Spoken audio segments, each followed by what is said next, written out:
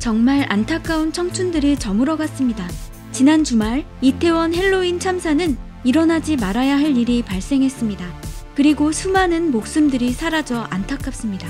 문제는 그 현장에서 친구 혹은 사랑하는 사람의 죽음을 직접 목격해야 했던 남아있는 사람들입니다. 수많은 사람들이 압사당하고 심정지가 오고 CPR을 하는 사람들 가운데 죽어가는 것을 직접 목격했다는 건 엄청난 트라우마를 안기죠. 전쟁터가 아니면 100명이 넘는 목숨이 한꺼번에 사라지는 광경을 지켜보는 일은 흔하지 않습니다. 따라서 남아있는 사람들은 평생 트라우마를 안고 살아가야 합니다. 더욱이 함께 있었던 사람들 상당수가 죽음에 대한 경험이 거의 없는 10대, 20대라는 점에서 그 트라우마는 엄청날 수밖에 없습니다. 이런 이유로 정신적 치유 상담이 필수적입니다. 반드시 정신병원에서 진료 상담을 받아볼 것을 권유합니다. 우리나라 사람들은 정신병원에서 진료 상담을 받는 걸 부끄럽게 생각하는데 결코 부끄러운 일이 아닙니다. 몸이 아프면 병원에서 치료받듯 마음이 아프면 정신과 치료를 받는 건 당연합니다. 특히 10대와 20대는 아직 죽음을 제대로 받아들이지 못하는 나이인데 100명이 훌쩍 넘는 목숨이 자신의 앞에서 사라져간 것을 봤기 때문에 정신적 충격은 상당할 수밖에 없습니다.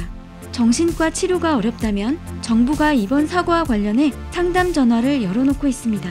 여성가족부는 청소년들을 대상으로 심리상담을 지원하는데요. 이번 사고를 목격하거나 친구 혹은 지인의 사고로 심리적 어려움을 겪고 있는 청소년은 1388을 통한 전화, 문자 상담이나 가까운 청소년 상담 복지센터를 방문해 대면 상담을 받을 수 있습니다. 또한 244개 가족센터는 피해 가족의 신속한 안정 및 회복을 위해 긴급 가족 돌봄, 심리 정서 상담 서비스를 지원할 방침이라고 합니다.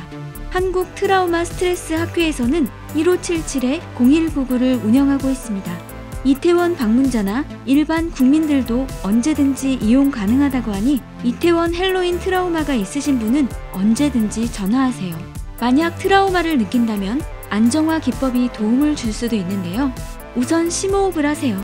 입으로 후 하고 소리를 내면서 풍선을 불듯이 천천히 끝까지 내쉬게 되면 마음이 안정된다고 합니다. 또 다른 방법으로 복식호흡이 있습니다. 복식호흡은 숨을 들이마시면서 아랫배를 풍선처럼 부풀어 오르게 하고 숨을 내쉴 때는 배가 꺼지게 하면 되는데요.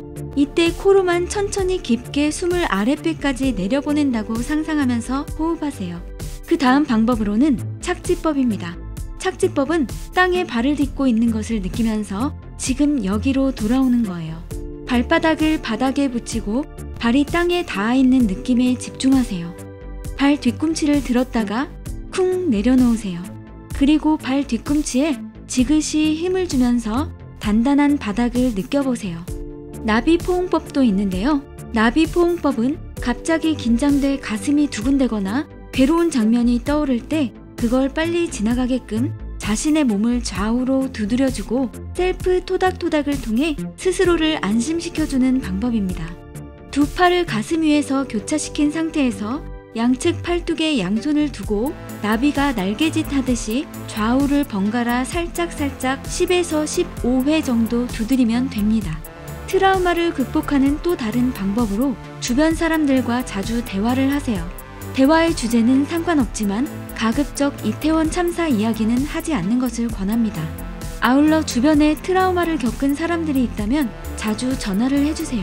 단 주변 사람들과의 대화는 단기간에 할 것이 아니라 짧게는 6개월, 길게는 몇 년을 거쳐서 대화를 자주 하는 것이 좋습니다. 트라우마는 장기간 계속되기 때문에 무엇보다 가장 중요한 건 정신병원에 가는 것에 대한 거부감을 갖지 말아야 한다는 것입니다. 정신과 의사는 여러분의 트라우마를 극복하는 데 가장 훌륭한 조력자입니다. 다시는 발생하지 말아야 할 참사가 발생했습니다. 삼가 고인들의 명복을 빕니다. 아울러 부상자들은 하루라도 빨리 완쾌되길 바랍니다. 구독, 좋아요, 알림 설정해주세요.